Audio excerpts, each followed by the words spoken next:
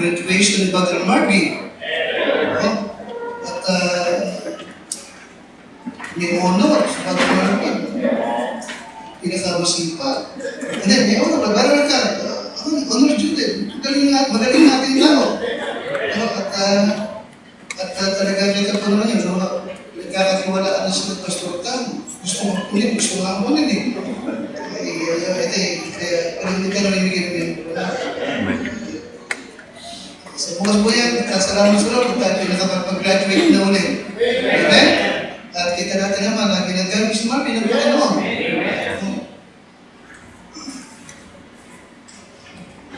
Alright, ito po sa iba, sa book of Psalms chapter 127. Psalms 127 at ibig ko sana talaga na lahat ng ating mga young couple, okay, mga batang mag-asawa, ibig ko sana na medyo sa unahan kayo, kung pwede lang sana, pwede sa tabi ko. Kung wala kayong pagsunan, ay ibig ko lang talaga na lahat ng mga magulang, makinig kayo mabuti sa akin. Ito. At yung aking sasabihin ngayon ay baka hindi ko na maulit. Okay? Kaya hindi ko po naging atensyon sa mga kong ito. Psalms 127.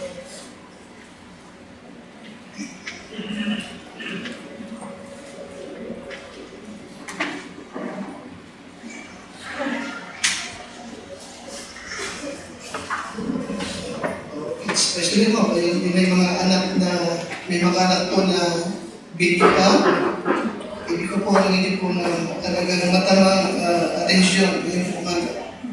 Okay, Psalms 127, verse number 3 to number 5.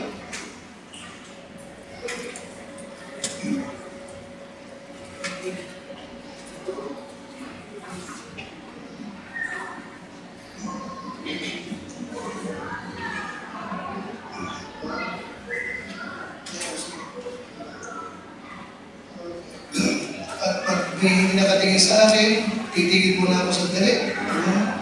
Tapos pag tumingin kayo sa akin, kaya diretso. Alright. Gusto mo read law? Ayun na, law. Children are an heritage of the Lord. And the fruit of the womb is his reward. Kaya yung mga anak nyo, pamana ng Diyos sa inyo. At ito po yung gantimpala niya sa inyo pong pagsasama mag-asawa. Verse number 4, ito mga bata nito na naging anak po ninyo, sabi po ng verse number 4, ay ikinumpara sila sa arrows. Tignan niyo, sa arrows, sa palaso. No? Okay? As arrows are in the hand of what? Lakas. Alright, the arrows ay yung mga anak. Yung mighty man, kayo mga magulang yun. Diba na ni? Okay. At tinawanag sa sumunod na salita, so are children of the youth. Kayo mga batang mag-asawa ngayon, ang iyong mga anak ay ikinumpara ng Diyos sa arrow. At ikaw ay ikinumpara ng Diyos sa isang mighty man.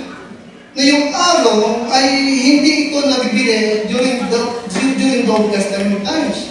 Yung araw o yung palaso ay ito po'y ginagawa mismo ng mga fighter. Sila mismo gumagawa. At kinikinis nila ito talaga, hinuhusin na magaling, diretso, makinis, para makaabot sa pinakang target. Are you listening? Amen? Now, sino yung target ng mighty man o ng Perez? Anong target nila? Na yung mga nila ay mapalaki nila na para sa Panginoon. Yun ang target mo, yun ang aim mo. Diba namin? Amen? Mapalaki yung anak mo para sa Lord, hindi para kay Satanas. Hindi para sa sanglibutan. Kundi para sa Panginoon na siyang nagpamana sa iyo ng anak. Diba namin? Na nagbigay sa iyo. Can you imagine, binigay yung anak ko, so bibigyan mo sa Diablo. Nakikinig ka sa akin? Ano natin? Now, notice verse number 5. Happy is the man. Sining man? The parents. Are you listening? Di ba tayo pinapagit? Ang ama, ang head, ang anak, ang nanay, ang heart, ang mga anak, ang happiness. Nakukunin ba wala? Oh, so happy is the man that had his quiver full of them. Ano yung quiver? Yung quiver ito yung lagay ng mga palaso. Yung nasa likod ng mga diba rin? Yung quiver. Yung quiver, yung lagay ng mga palaso. Maliwanag ba? Yan yung araw. Alright. So happy is the man that had his quiver what? Full of them. Alright? Maligaya yung magulang na may mga anak siya. Maligaya siya. They shall not be ashamed, but they shall speak with the enemies in the gate. Nagpahiwatig po ito na isa sa happiness mission, may mga anak ka, isang araw, ay siyang mag-protekta sa iyo. Diba namin? Amen? Amen? Oh, ano yung enemy na pinapanggil? Pag tumanda ka na, hindi mo na kaya. But thank God, may mga anak ka na, alam mong hindi ka iiwanan, hindi ka pababayaan, puprotektahan ka. Amen? Amen? Sa pagkakas, napalaki mo sila ng tama. Ha? Napalaki mo sila na para sa Diyos. You see? But we know, may mga parents na hindi nagbigay ng kaligayahan ng mga anak. Hindi ba po sila pagdurusa at kalungkutan sa buhay? Diba? Kasi sinasabi na hindi ko akalain na nakiyan ng ganyan. Okay. Now, last Friday, ay naroon po ako sa Nitani, sa Lumban Academy Nitani School, sa Lumban nga. At nahilingan ako na mag-help ng recollection nila. Binigyan ako ng 8:30 hanggang alas 11. So mga babang oras, at tiningin ko yung tulong ng ating mga magagaling na mga teacher.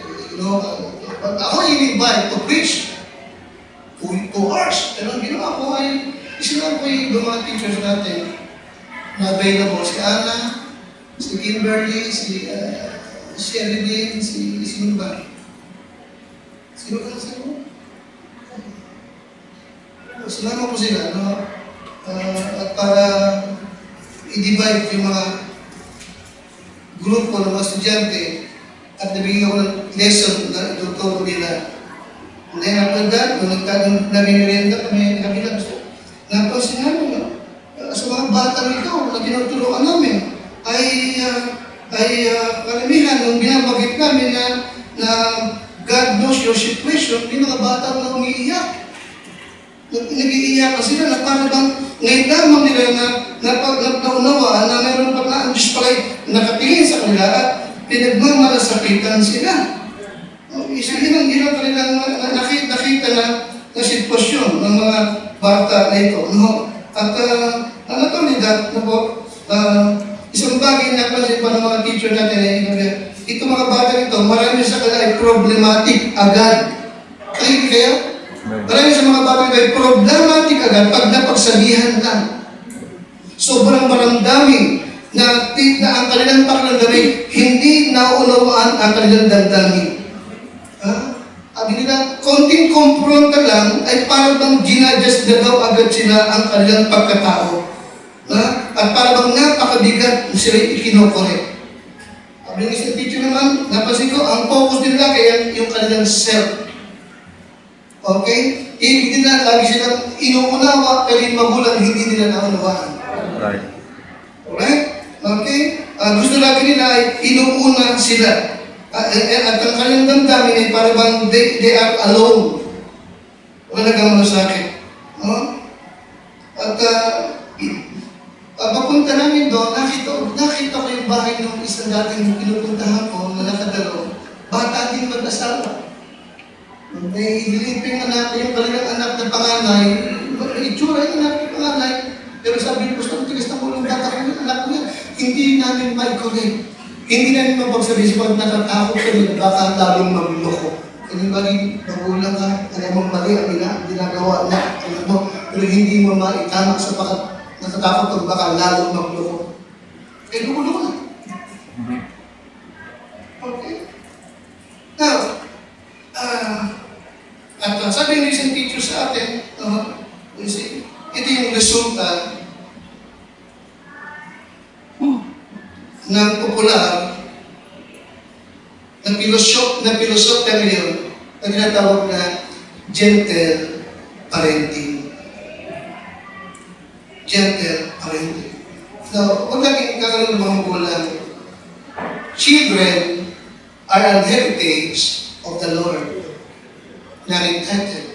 Itong mga batang ito, itong mga anak mo ito'y pamanag ng Diyos sa inyong mag-asawa. Alright? At ang hanap ng Lord, ang mga anak natin, maging kaligayahan natin. Okay? But sad to say, no, ito yung naging popular ngayon sa maraming bansa na may yaman. Ang tawag? Gentle parenting. At isa po na nakapaloob sa gentle parenting ay yung tinatawag na your feelings are valid.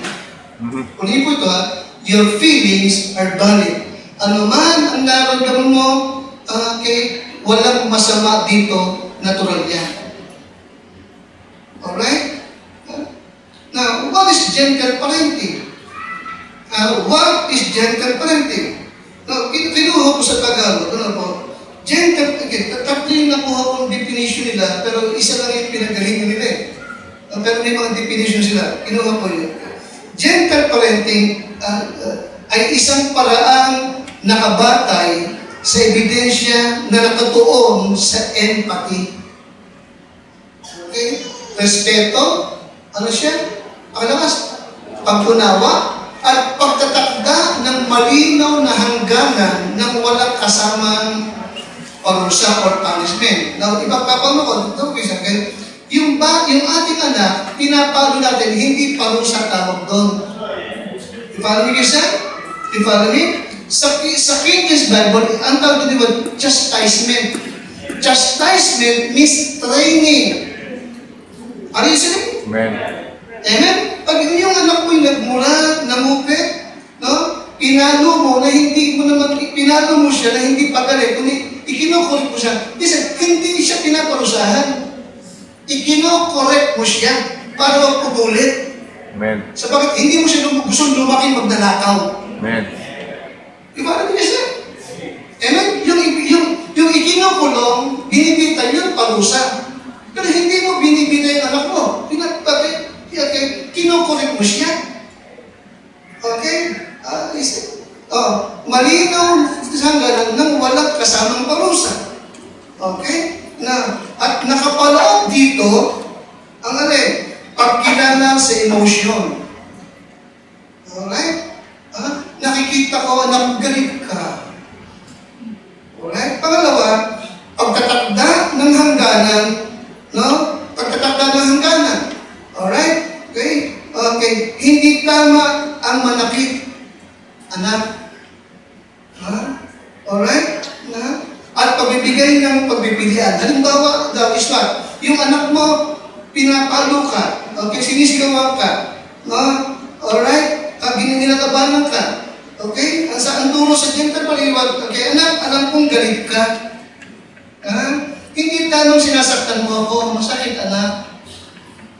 Okay? Maaari mo namang ihagis ang unat o kaya ay itampis ang po yung ano. Ano sabihin nun? Pagdabo. Listen, ano sabi sa dyan na parang feelings are valid. So, pinapalabas, walang masamang magdabo. Tama? O maghagis ng gamit kaysa saktan mo magulang mo. Pagay mo mali. Right. But listen carefully, yan ang gentle parenting. Okay? Now, key examples in daily scenario. Narito po ang ilang halimbawa ng mga pangyayari. Okay? Alright? Na itinutulot ng gentle parenting. Number one, during tantrum. Anong tantrum? Tantrum. Anong tantrum? hindi ko rin yung tantrum. Hindi uso sa Flores yung tantrum. Anong tantrum? Naglolo ko, nagtotoyo. Tama? Ayaw kumain, naghahagis ng gamit. Tantrum. Tama ba ako? Okay. Okay. Naglolo ko yung anak mo, nagtatantrum. Nagsisigaw. Alright. Okay. Sabi sa gentle parenting, parents must stay calm. Okay? Yung magulang ang magkakalma, yung magulang ang dapat mo na siya magkalma, hindi yung bata. Parents, stay calm and sit with the child saying, I see you are having a problem. I'm here to help you. Feel safe. Kasi yun ang nakalagay doon. Alright? Again, inulit, pero kapag sa kanyang pagkatantram, when a child hits, namamali yung bata, paring kinakabul ka, kinukurot ka, rather than punishing, connect and redirect. Sa halip to na parusahan mo o paluin mo yung bata, no? Okay? Sabihin mo lang sa kanya ulit, okay, anak, hindi ko gustong pinapalo mo ako. It hurts, anak. I see you are angry. You can stamp your feet or shout or hit the pillow. Huwag ako anak ang suntukin mo, yung pillow ang suntukin mo. Umakot ako ng ganito, wala ko nakita ng gano'n. Di ba naman siya? But that naman siya, ito yung popular na itinuturo ngayon. Okay? Okay, dito nakabase ang parenting sa Australia, Canada, European country, America, UK, or British. Sapagkat yung author ay what? British yan. It is well promoted and recommended ng mga maraming celebrity. Nakikinig sa akin? At higit sa ng social media. Kasama ng Facebook. Na mas maraming magulang na siya naniniwala sa mga payo doon kaysa sa payo sa church. Amen. Thank you, sir. Okay. Ang issue is what? Okay? Ano ba ang tama? Biblical parenting o mamili ka? Biblical parenting or gentle parenting? Hindi ka ba ngayon, marami tayong mga narinig na talagang mahilig yan sa bata. Okay, kung hindi nga lang, pwede sana, mag-anak kami ni Ate Pinyo sa Nilong Bread. Kaya naghihiram na lang ako. Alright, but honestly, meron akong takot. Alright, sa mga bata na narito sa ating church. At sa mga baby na ibibigay sa mga bagong mag-asawa ngayon.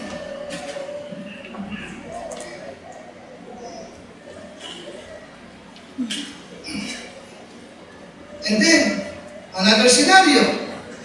Okay, sabi doon, alright, nasa playground yung mag-anak, no? Nilalaro yung kanilang anak, no? But, pero, papadilim na. Nakikinig ka sa akin? Papadilim na. Kailangan na silang umuwi para magluto, pero yung anak ayaw umuwi. Alright? Ayaw umuwi yung anak na maliit. Naglolo ko, ayaw umuwi. Sabi ko sa gentle parenting, instead of yelling, give a warning, then empathize. Sa halip na sigawan mo siya, okay? At warningan mo na, pag hindi ka ulit, papaluin kita, nakikinig mo na sa akin? Okay, ang sabi, okay, anak, I know it's hard to stop playing. Nakunin ba ako sa dito? Anak, alam kong mahirap mag-stop sa paglalaro. Alam kong it's hard to leave. Do you want to walk to the car like a bear or dinosaur? Bakit mo ka? Sa halip na piliin mo ng bata, anak, alam kong mahirap, alam kong ayaw pag muwi. Gusto mo na, lakad tayo na parang dinosaur doon sa car.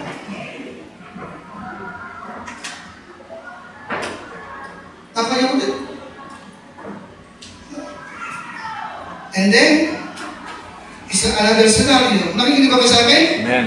Alright. May pupuntahan kayo. Kailangan nyo magbihis. But your kids are refusing to get dressed. Okay, ayaw niya magdamit, ayaw magbihis. Alright? Kaya sa gender parenting, offer limited, safe choices to provide independence. Listen ka po yung bata, mo, 3 taon, 4 na taon, bibigyan mo ng independence, bibigyan mo ng karapatan magpasya kung siya magbibigay o hindi. Ano ba rin? Sabi sa gender parenting, let them decide. 3 taon, 4 na taon. Ang gawin mo na ways pa, anak, do you want to put on your blue shirt or your red shirt first? Pipiliin mo. Alright? Now, pangalawang definition, gentle parenting is a sympathetic, punishment-free, okay, approach focus on fostering a strong parent-child connection through understanding, respect and clear boundaries. Alright? Now, again, lagi binabanggit, your feelings are valid ayon sa gentle parenting. No? Okay? Now, ang sabi nila, sa gentle parenting, you must avoid power struggles by offering option. Hindi daw dapat pinipilit ang bata. Kung ayaw magdamit, ayaw maligo, o ayaw mag-toothbrush. Nakalimutin? Ano yung siyempre? Ito yung gentle parenting. Pinagkabasa-basa ko. Okay? Ayaw mag-toothbrush ang bata. Anak, do you want to brush your teeth? Okay? Do you want to brush your teeth before or after eating? Or before or after reading a book?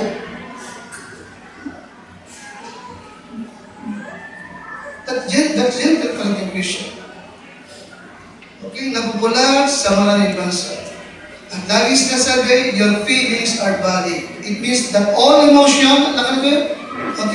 Okay.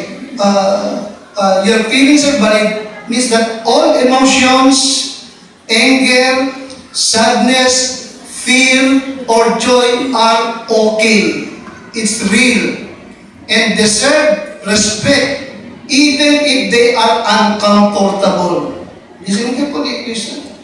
Kaya nga, merong isang magkapatid, yung kanyang kapatid, pinatay niya kasi nagalit siya sa kanyang kapatid. Pero sabi sa gentle parenting, your feelings are what daw? Valid. Valid. Anger, sadness, fear, joy are okay and real and deserve respect even if they are uncomfortable. Alright? Kahit hindi magulang, sinisigaw-sigawan ka ng anak mo sa pag-advert siya sa'yo. So, gentle parenting, your feelings are what again? Valid. Alright? Now, hindi kong ipakita sa inyo itong ilang product of gentle parenting. Pagkain mo buti ito. May saan dyan? Pagkain natin.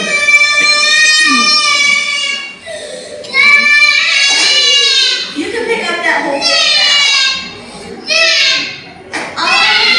Josh, all I was asking you to do was pick up those 3 parts.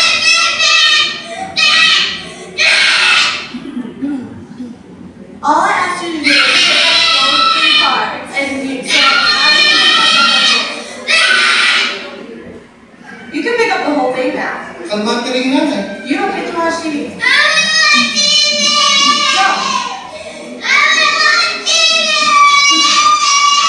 Josh, stop.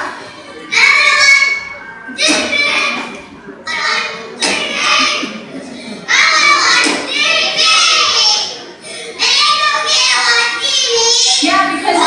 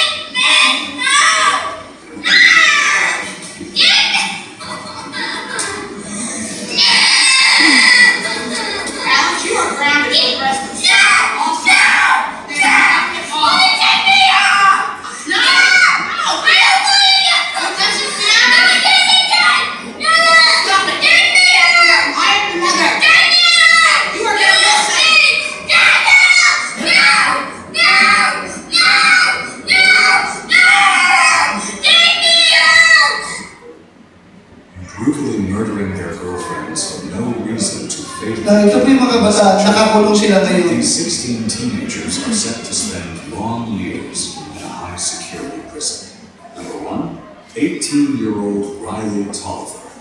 On the evening of January 27th, 2024, in the Knoll West area of Bristol, 4 teenagers, 18-year-old Riley Tolliver, 17-year-old Cody Shea Westcott, and 2 boys aged 15 and 16 carried out a violent attack that led to the deaths of 15-year-old Mason Risk and 16-year-old Max Dixon. The crime was a fatal case of mistaken identity. Mason and Max had been best friends since nursery and were walking together to get pizza when the attack happened. Sampu sila, lahat sila ay nakakulong po. Lifetime Had been targeted service. by masked youths throwing bricks into This is Mackenzie Sherrill. She's a 17-year-old who was found guilty of murder for causing a car crash that killed her boyfriend and his friend. Mackenzie decided death was the ultimate goal that day. This was not reckless driving. This was murder. Sharilla's boyfriend, Dominic Russo, and his friend, Davian Flanagan, were in the car when she crashed into the side of a commercial building outside of Cleveland, going 100 miles per hour. Both men were pronounced dead at the scene, and Sharilla survived. Prosecutors argued that the teen had a toxic relationship, and Sharilla had made violent threats against her boyfriend. Reportedly, she crashed her car on purpose because she wanted to kill her boyfriend, and that his friend was just collateral damage. Nagdaan sa ibang gap para mamatay yung boyfriend at sigaret siya. Yun yung sardali. You see her driving very calmly and making the right turn, and then all evidence indicates she immediately put the pedal to the metal and drove straight into a building at 100 miles per hour. I think those really demonstrated to us that this was no accident. Now, and dapat ulit, no, isa po sa pinaka-madugo nito yung naganap noong 1999, high school student sila. Ito po, dalawa. Si Eric Harris, 18 years old, at si Diane Klebold, 17. Okay? Namaril sila sa school at 12 estudyante at isang teacher ang namatay. High school student sila. Alright? You see? Now, matapos maganap ito, meron isang pastor na siya nag-preach na ang kanyang topic ay Steps to Raise a Career Criminal. Alright? Ilang mga hakbang to raise a career criminal. Number 1, sabi niya, bakit ito mga bata ito ay lumaking kriminal? Anong dahilan? At paano magpalaki ng kriminal? Number 1, sabi niya, begin with infancy. To give the child everything he wants. Amen. Alright? Kung ibig mong lumaking kriminal mo, lahat ng gugustuhin ibigay mo lang. Yes. Okay? In this way, lalaki yung bata na meron siyang paniniwala na lahat ng tao may obligasyon sa kanyang ibigay ang gusto niya. Okay? Are you seeing? Number 2, kung ibig mo lang lumaking kriminal na, number 2, avoid the use of the word anak, mali yan. Anong pangalawa? Pangalawa, avoid what? Pangalawa, avoid the use of the word what? Wrong. Sapagkat he may develop a guilt complex. Kapatid, mahalaga yung lumaki mga anak mo, alam niya kung anong tama at mali. Pag mali, anak, pag mali, mali. Okay? Sabi kasi sa gentle parenting, kapag daw sinasabihin niyo na po, anak, mali yan, lalaki daw yung anak kong torpid na hiyain. Ano ba yun?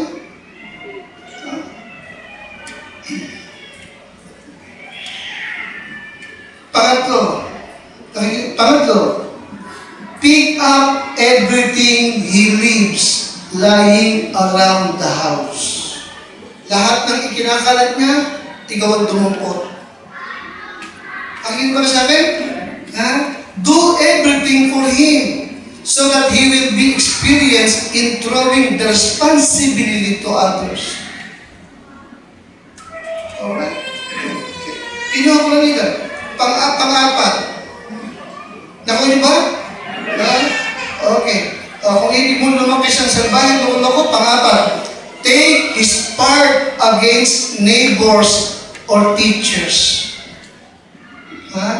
Alright? Kapag sinapagalitan ng teacher, pag siya inireklamo ng teacher, kapag pinatawag ka ng teacher, o inireklamo ka ng kapitbahay mo dahil sa iyong anak, lagi mo lang sabihin na pag-iinitan yun lang yung anak mo. Nakikita ba sa akin? Nakikita ba sa akin? Ba may magulang agad, of course, ng mga mayari siya agad kakampin doon. Alamin mo muna kung totoo yung sinasabi nila. Baka talagang loko-loko yung anak mo. Alright. Panglima. Pakilakas ang panglima. Kung hindi mo lumaki loko yung anak mo, panglima, pakilakas. Ano ibig sabihin? Lagi kayong, pag nag-aaway kayo, hayaan mo makita ng anak mo.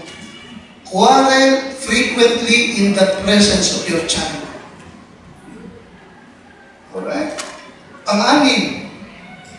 Let him watch anything he wants on YouTube, social media, or listen to any music he can get his hands on.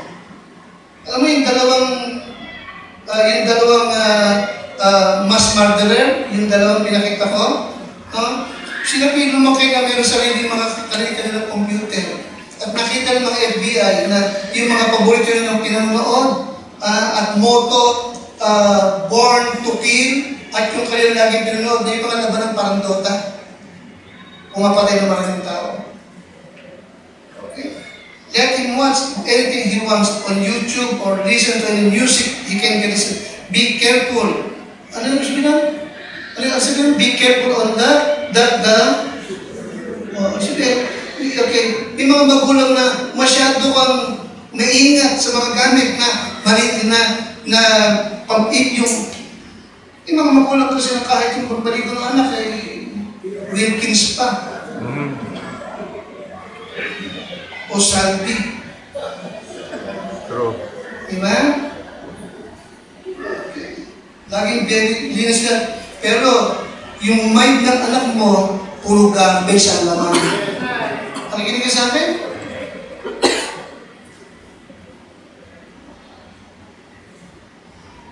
And number 7, pakilakas, when he gets into real trouble, apologize to yourself saying, wala na akong magagawa sa kanya.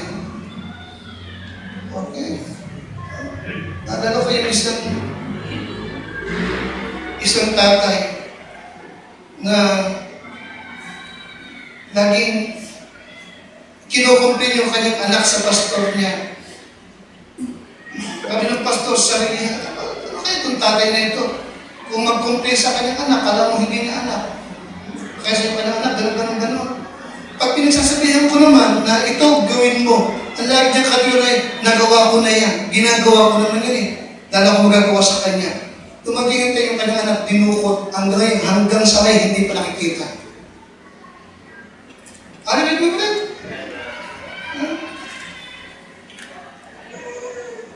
Notice in Christian, yung ating mga anak ay hindi exempted sa ganitong pangyayari.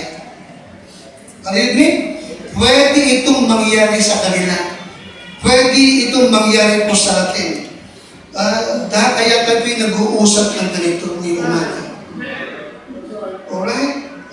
Bakit ba nagkakaganito mga bata? Okay? At sabi din sa ng mga magulang naman nakakulong ngayon hindi daw naman sila nagkulang sa kanilang mga anak. Pero bakit sila naging masama? Ano ang dahilan ng kanilang pagiging masama? Okay? Now, number 1 Christian, Proverbs 22:6. Why children gone astray? Bakit itong mga bata ito na ipinamano ng Diyos sa mga magulang? Alright? At ang hahag ng Diyos ay maging kaligayahan ng mga magulang. Bakit pagdurusa ang idinulot sa kanilang magulang. While children gone astray. 22:6, sabi ng Bible, pakalakas, turuan mo ang bata sa daan na dapat niyang lakaran. At pagka tumandaman siya, hindi niya hihiwalayan. Train up a child in the way he should go. And when he is old, he will not depart from it. But sad to say, may mga bata, hindi naman masama, pero lumaking masama. Bakit? Hindi talaga naturuan. Are you with me? They have not been trained. Okay? They have not been trained. Okay? You see, you say, walang correction, walang chastisement, walang disiplina. May mga batang hindi na disiplina, hindi naturuan. Are you listening to that? Training is what? Discipline. Training is what? Correction.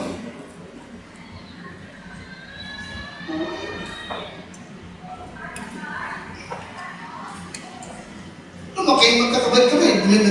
Dinisiplina kami, pero hindi kami nagtayo ng dali. Okay. Kaya Christian, chastisement is not punishment. It is training. Amen? Amen? Proverbs 3:11 to 12. Kawikaan chapter 3, verse 11 to 12. Original Bible. Anong sabi ng Diyos? Okay. Anong sabi ng Diyos? Basahin natin muna sa King James, tsaka natin basahin sa Tagalog. Ha? Okay. 3:11 to 12. Alright. Andiyan na po kayo? Now, ano sabi ng verse 11? My son, despise not the chastening of the Lord. Kita niyo po? Hindi sinabing despise not the punishment. No. Ang punishment ay sa kriminal. Ang chastisement ay sa anak. Nakaniyo po ako? Nakaniyo po ako? Pag pinapalo mo yung anak mo kasi mali ginawa, hindi mo siya pinaparusahan. Di ba namin? Ikino-correct mo siya, tinitraining mo siya. Okay? You see? Despise not the chastening of the Lord. Pangalaman, neither be what? Weary of His word. Correction. Anak ko, huwag mong hamakin o baliwalain ang palo. Chastisement. Mali yung Tagalog eh. Okay? Ano yung chastisement? Training. Discipline. Okay? Ni huwag kang mayamag kapag ka ikaw ay sinasawa, ino-correct. Tapos verse number 12. Pakalakas. Pakalakas yan. For whom the Lord loveth, kita mo, He corrected. Kita mo? Even as Father, the Son in whom He delighted. Sapagat sinasaway ng Panginoon ang kanyang iniibig. Gaya ng Ama sa anak na kanyang pakalakas, kinalulugdan. Kaya kung tunay na iniibig mo yung anak mo, kung tunay na nalulugot ka sa iyong anak, anong gagawin mo sa kanya? Iko-correct mo yan. Didisiplinahin mo yan. Sabagat hindi mo siya gustong lumaking salbahe. Amen? Ibig po na sa kanyang paglaki, kagalakan yung mag-asawa, katuwaan niyo siya. Pero kung siya ilalaki, hindi kinokorek, walang disiplina, pagduros na ang idudulot niya sa iyo. Amen? Are you with me? Nakakita niyo, hindi umubra yung gentle parenting. Karamihan ng criminal sa Amerika, mga kabataan. Ang ginagasabi. Amen? Serial killer pa yung ipakita niyo po. Chapter 13, verse 24.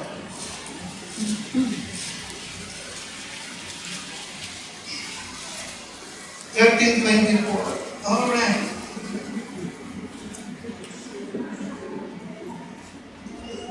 Nandiyan na po kayo? Ready? Basa. He that spareth his rod hateth his son. But he that loveth him chastened him big times. Ito mo? Siyang hindi namamalo sa anak ay what? Napopoot sa anak. Ngunit siyang umiibig sa anak, namamalo ng, ano yun? Pabisan-bisan? Ano yung big times? Big is madalas. Ano na yun? But listen, paano mo siya papaluin? Sabi ng Bible sa book of Ephesians 5, Father, provoke not your children unto wrath. You follow me? Provoke not your children unto what? Ano yung wrath? Okay. Kapag magulang ka, na pinapalo mo yung anak mo sa paggalit ka, mali ka. Sabi ng Diyos, provoke not your children na ikaw ay galit. Nakikinig kayo? Kung galit ka, huwag mo siya puluin muna. Huwag mo siya puluin muna. Okay? Ikaw ang magpigil sa iyong sarili. Pag hindi ka agad na humupa na galit mo, tsaka mo siya hanapin. Hindi ka ano.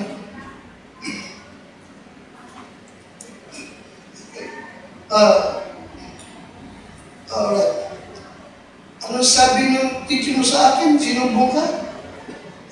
Itinago mo yung bote ng kapas mo sa medyas mo at iuwi mo? Matanong ka na, tama ba yung ginawa mo o mali? Pakikinig ka sa akin? Hayaan mo siya magsabi. Tama ba mali? Sabihin mo sa akin na, mali ko. Pag kumuha ka ng gamit ng iba at tinago mo, anong tawag doon? Pagnanakaw ba o hindi? Subukan ka. Sabihin mo sa akin, pagnanakaw ko. Tama ba magnakaw o mali? Sabihin mo sa akin, mali po. Okay?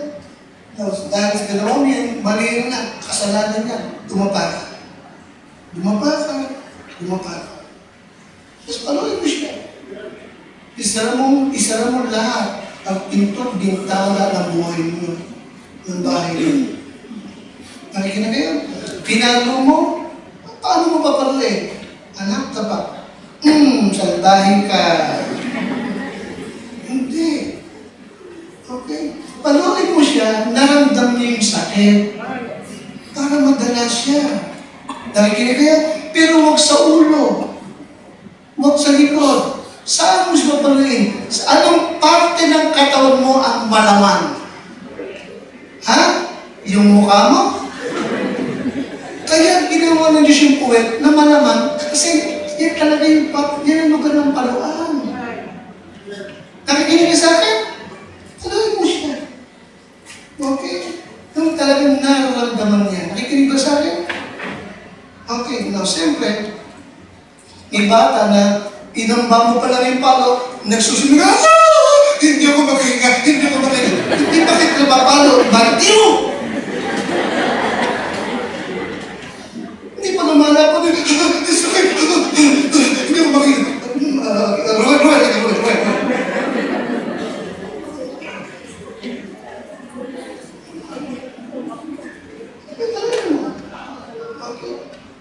Nakikinig kayo? Isa, dalawa. O lahat higit, inulit niya. Nakikinig kayo? Isa, dalawa, tatlo.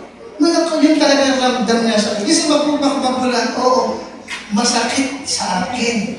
Hindi ko gusto yun eh. Kaliwanag ba? Amen? Ramdam yung sakit sa anak mo eh. Pero kailangan niya.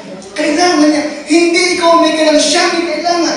Hindi mo siya pinapalo para maglubog yung galit mo.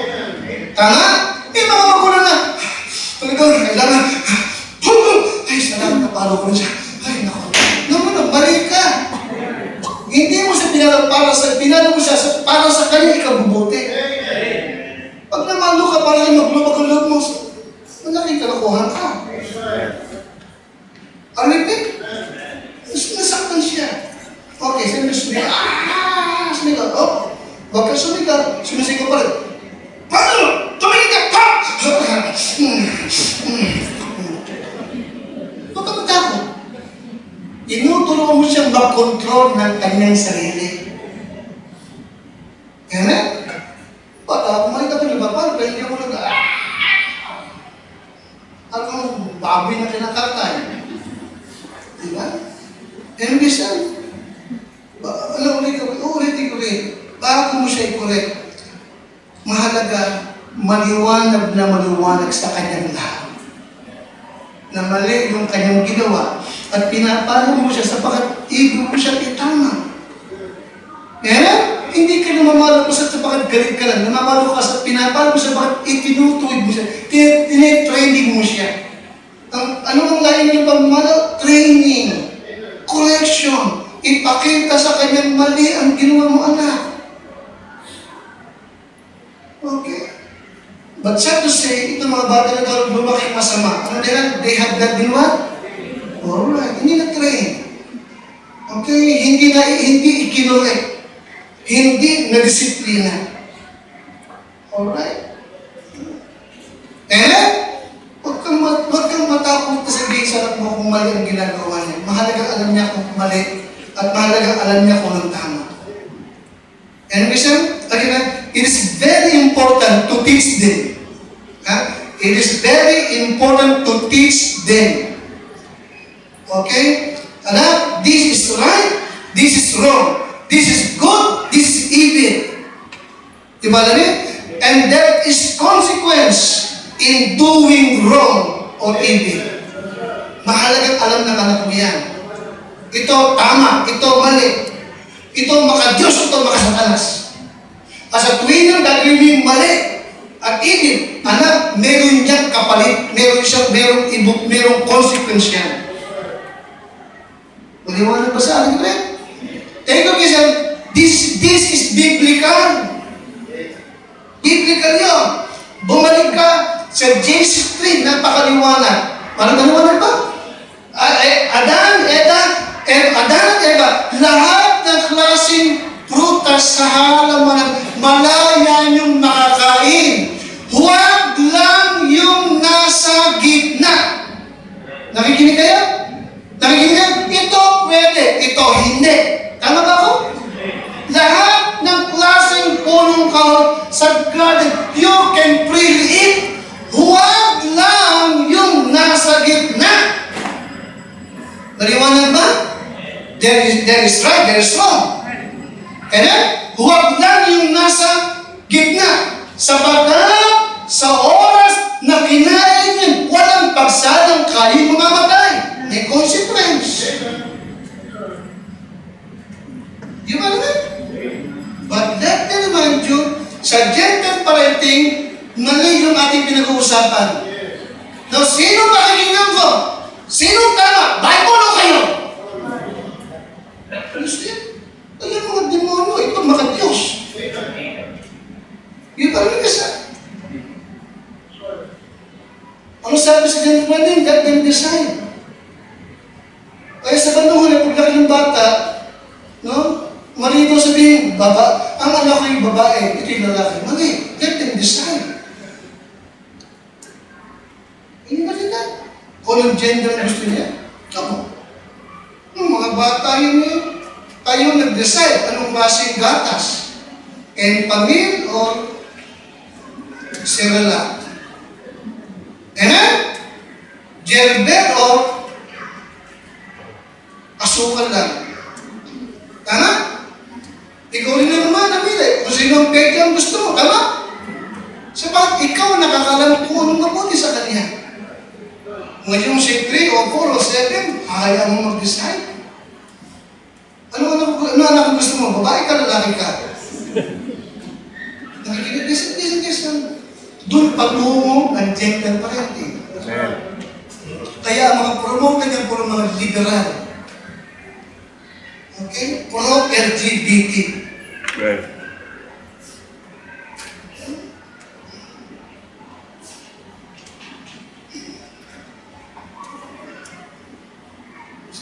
Kaya nga, it's very important to teach them. Amen? Maging sa 10 commandments. Maliwanag ba? Thou shall not do this. Thou shall not do that. Amen ba? Amen? Then, put boundaries. Put boundaries, ha? Teach them. Then, sa pagtuturo mo, put boundaries. Okay? Put Ang sabi ko, put boundaries. Sabi, hindi lahat pwede. Ha? Hindi lahat pwede. Alright? May hangganan ng lahat. May oras ang laro, may oras sa pag-aaral. Nakikinig mo ba kayo? Okay. Ha? Aalis, ipupuntahan, may magulang, pakot magtapunta. Anak, saan ka pupunta? Anak, ibakiram sa akin. Hindi pwede gano'n. Anak, saan ka pupunta? Sino kasama mo? Nakikinig ba kayo? Anong oras ka uuwi? Hindi pwede, ba't ko na bahala? Sige, ko na bahala. Ipaalam mo na sa akin, saan ka dadamutin? At saan ka buburog? Nakikinig ba sa akin? Put boundaries. Okay. So, pag nagdusa ka, kasama kami siyempre. Pag na-hospital ka sa kalakuhan mo, siyempre, kami magbabayad. Pag namati ka, kami siyempre bibigyan ang taon mo. Nakikinig mo rin? Put boundaries. Alright? Sige, lahat ng ginagawa natin, para sa kanila, hindi para sa atin. Mahal natin ang ating mga anak. Sila'y kaloob, pamana sa atin ng ating mga magulang, ng ating Panginoon Diyos. Amen? Amen? Ang ibig nun, palakihin mo sila para sa Diyos na nagbigay, hindi para kay Satanas. Amen. Okay? Saan ka pupunta? Saan ka uuwi? Sino mang kasama mo? Amen? Okay, doon ka pupunta, pagdating na nila, mag-call ka sa akin. Diba alam eh? Tanong mo sa mga ano ko, si Lawrence sa kasino, si Lawrence may asawa, may pamilya na. Anak, nasa po sila ka na ba? Tanong mo sila. Si Lawrence, tanong mo, anak, ano sila nakatitingin dyan? Okay? Kaya alas 8 ang pasok mo eh, alas 7, nasa bahay ka pa. Kami nakarating maayos. Amen? Amen. Hindi ka ba late? Anong oras pa? Anak, pauwi ka na pa. Tanong mo sila. Ang tingnan, gano'n ako.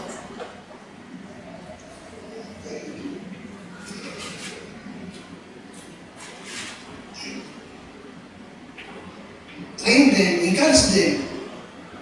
Alright? So bakit lumaking masama? Because they had not been trained. Pangalawa, they had been deceived. Alright? Lumaking sa bahay, lumaking masama ang mga anak, because they have been, pagkakas, deceived by what? Philosophy and vain deceit. Colossians chapter 2 and number 8. Colossians 2 and number 8. Una, hindi naturuan, hindi na-train. Pangalawa, nadaya sila. Nadaya sila. Mga magulang at mga anak ay nadaya ng filosofya. Okay? And then vain deceit. Colossians 2 number 8, sabi ng Diyos, beware. Okay? Ito may mensahe ng Diyos sa ating lahat. Sa inyong mga magulang. Ano sabi ng Bible? Beware, lest any man spoil you or rob you. Through what? Philosophy and vain deceit, after the tradition of men, after the rudiments of the world, and not after what? Christ. Alright? Kasi Christian, maraming magulang ang nadaya nitong gentle parenting philosophy. Alright? Kaya minsan, nag-research ako, ito bang gentle parenting philosophy? Gentle philosophy, gentle parenting is a comprehensive philosophy. Alright? Kaya huwag tayong madaya. Maniwala ba? Huwag tayong madaya ng filosofya nito. Huwag tayong madaya ng katuluan at teknik na ginawa ng tao na salungat naman sa salita ng Diyos. Alright? Sabi ko sa book of Matthew, let no man deceive you. In 1 Corinthians 15, 33, okay. Pakita mo ba just yun? Pakita mo na philosophy yung, okay. Yes, gentle parenting is a comprehensive parenting philosophy and approach. Okay? Hindi ko. Sa ito nakita ko sa research ko no? At tinanong ko talaga ito po yung talagang ungodly. No, hindi ito makadiyos. Hindi ito batay sa salita ng Diyos. Alright? Kaya huwag padaya. Nakalulungkot na marami magulang na daya ng pilosopya nito. Alright?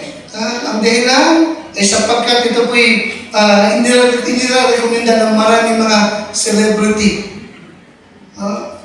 Alright?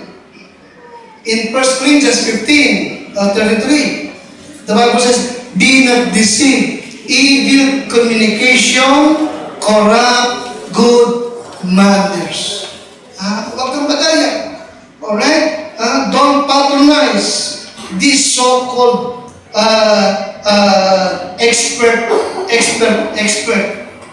sa pagtuturo ng mga pamilya.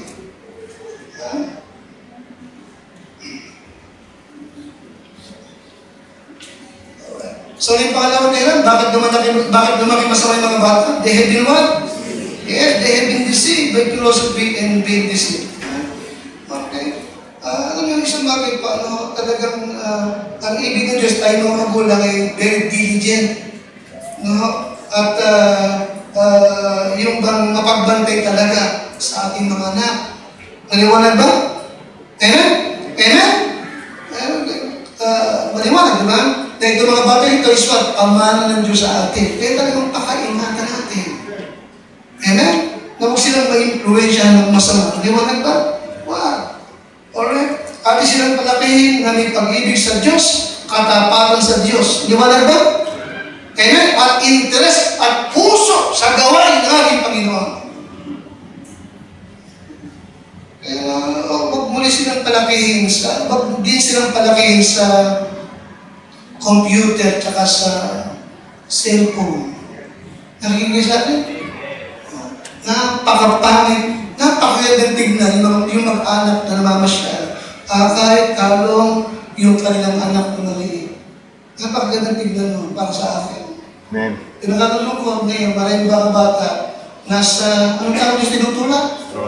Stroller. May cellphone na nanonood. Amen. Hindi alam yung bata, nasa Nubali siya, saan po?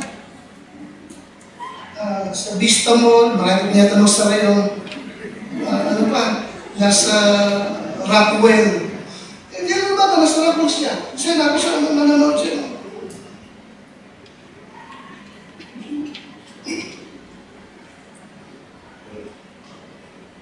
Pag nagdolo kang anak, cellphone, manood ka na, manood ka na.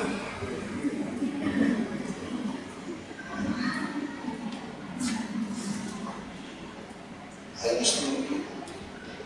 manood ka, para di ako na-istorbo. Ano yung inalay, naglalaro din. O, ito siya.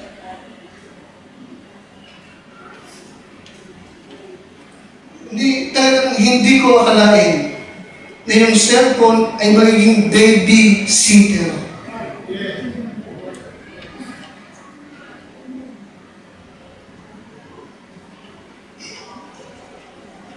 Kaya siguro maraming bata ngayon, bata pa, nakasabi niya. Amen. Sige pa, sabi niya, bata pa.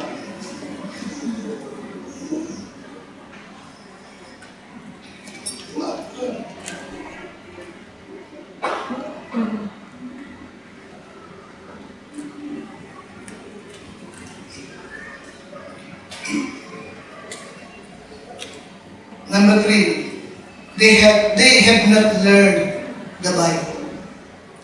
Okay? Bakit lumaking masama? Ito mga batang ito, naniniwala naman ako na talagang cute, maliliit. Kagaya ka ng magulang. Katuwaan nila. No? But sabi say, nagsilaking salbahe, nagsilaking masasama. Alright? Yes, they have not been trained. Pangalawa, they have been deceived by philosophy. At pangatlong bagay, they have not learned the Word of God. Hindi natuto. hindi natuto sa salita ng Panginoon. In 2 Timothy 3, verse number 14. 2 Timothy 3 and number 14.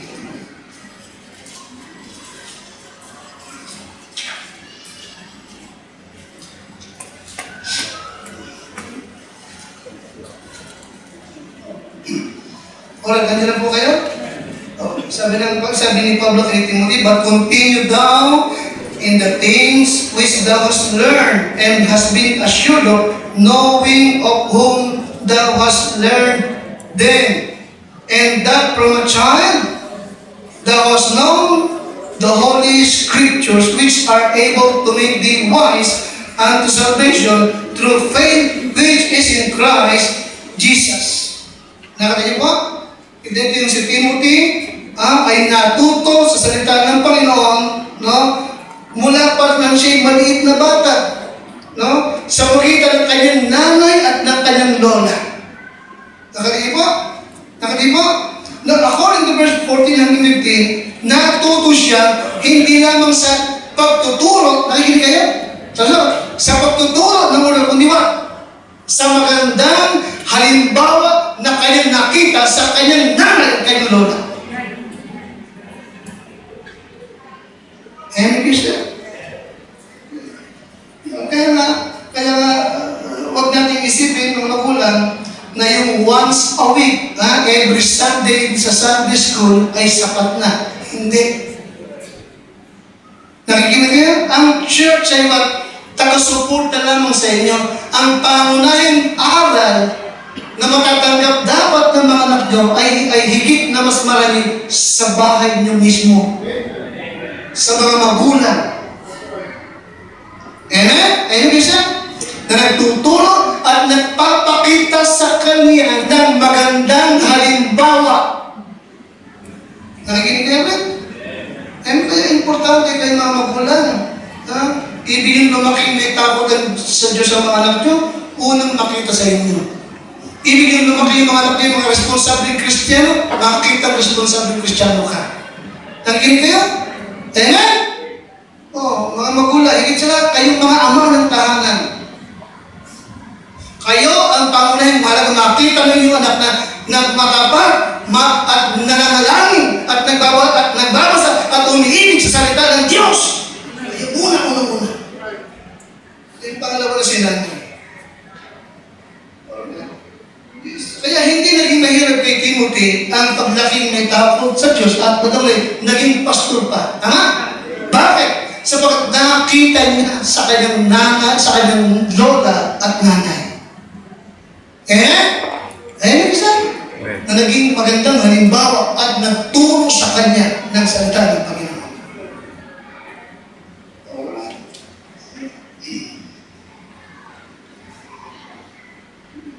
Of course, pangunahin natin gusto nakita ng ating mga nakligtas. Saved talagang dalawang kay Kristo. Liwanag? Pero mahalagang makita ng mga anak mo kung ano ang ibig sabihin ng isang ligtas na tao sa iyo. Amen? Mahalagang makita. Ikaw muna, tatay, save ka ba? Talaga. Ikaw muna, nanay, save ka ba talaga? Diba? Then, ituro sa anak mo. Yung kaligtasan niya. Alright? But sad to say, di mga batang lumaking masama sabagat hindi natuto ng muruglan. At walang nakita at magandang halimbawa sa kanyang mga magulang.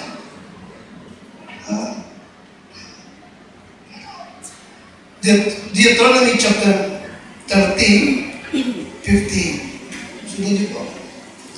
Deuteronomy chapter 30 and verse number 15.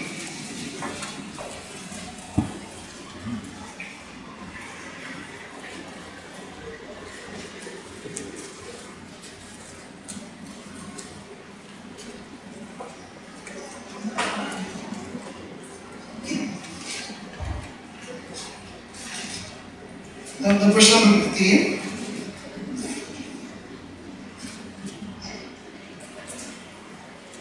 Alright, nandiyan po kayo? Alright, sundin po ako. Sundin po ako dito. Mga magulang, may Bible kayo dyan, at ballpen, amen? Amen? Alright, no, sabi, okay. Sabi ng Diyos sa Israel, see, I have set before thee this day what? Life and good. Ano yung sunod? Death and living. Dati po yan. And listen, now life and good speaks of what? This morning speaks of what? Biblical parenting. What is life and good? Biblical parenting. Amen? Ito ay buhay. Ito ay mabuti. Amen? Sa ating mga anak at sa ating buong pamilya. Alright? Okay, now ano sa muna sa life and good? Death and evil. Know what? Is death and evil. Death and evil speaks of what? Gentle parenting. Diba namin? So this morning, ang ating pinag-uusap is the battle between what? Biblical parenting and then what? Gentle parenting. Okay? Ano, this verse number 19. Ha? Marabos ibigay. No? Yung pagpipilian. Okay? Life and good. Ito. Death and evil. Ito. Now, sabi sa verse number 19. Ha? Sabi ng Diyos, I call heaven and earth to record this day against you that I have set before you life and death, blessing and cursing. Therefore, what? Now choose life. Choose life. That both thou and thy seed may what? Live. Therefore, choose life. Mga magulang, narito ang life and good. Narito ang biblical parenting. Amen? Amen? Amen isa? Narito sa kabila, yung death and evil. Ano ito? Gentle what? Gentle parenting. Now, ngayon, anong pipiliin mo? Ha? I take life. As the Lord, choose life. Choose biblical parenting para sa ikabubuti ng iyong buong pamilya. Ha? Tumay po tayo ba? Panginoon, aking Ama, ipinahayag ko po sa iyong church ang napakamabuting bagay